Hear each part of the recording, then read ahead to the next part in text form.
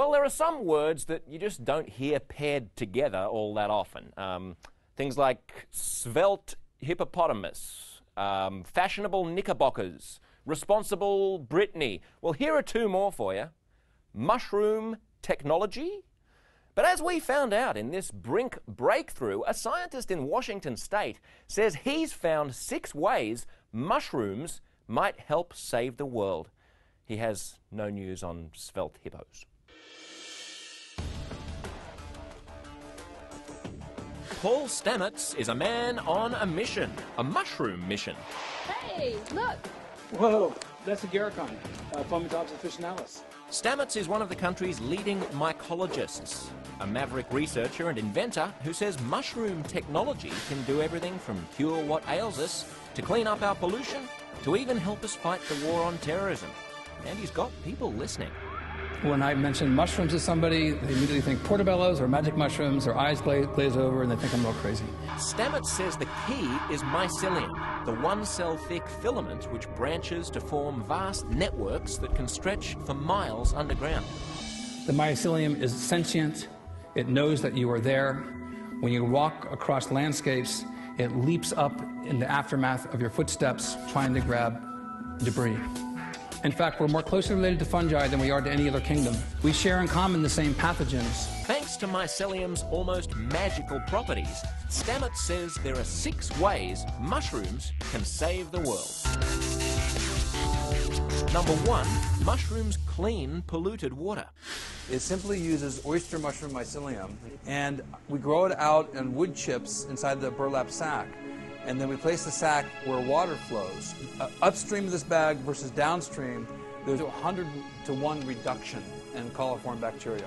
Number 2, mushrooms eat insects. The insects actually pick up the mycelium and go past the guards, give it to the queen.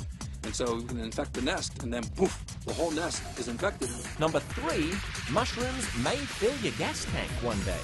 We are making ethanol out of mycelium, which is totally cool. Ouch! Number 4, mushrooms can grow a forest out of a box. Every cardboard box, when customers buy the product, they can just add soil and plants sprout. Number 5, well, this is where it gets really interesting. I was working with Battelle Laboratories and provided them with 26 strains of my fungi, and they were contracted with the Department of Defense for breaking down nerve gas components, one of which is VX. VX is one of the world's deadliest chemical weapons. In a Department of Defense test, Stamets' rare mushroom strains ate away at the nerve gas molecules, leaving the neurotoxin safe for the environment and for humans. Mushrooms are like miniature chemical factories. They're producing enormous numbers of exotic molecules, heretofore unknown to science. Number 6 could save even more lives.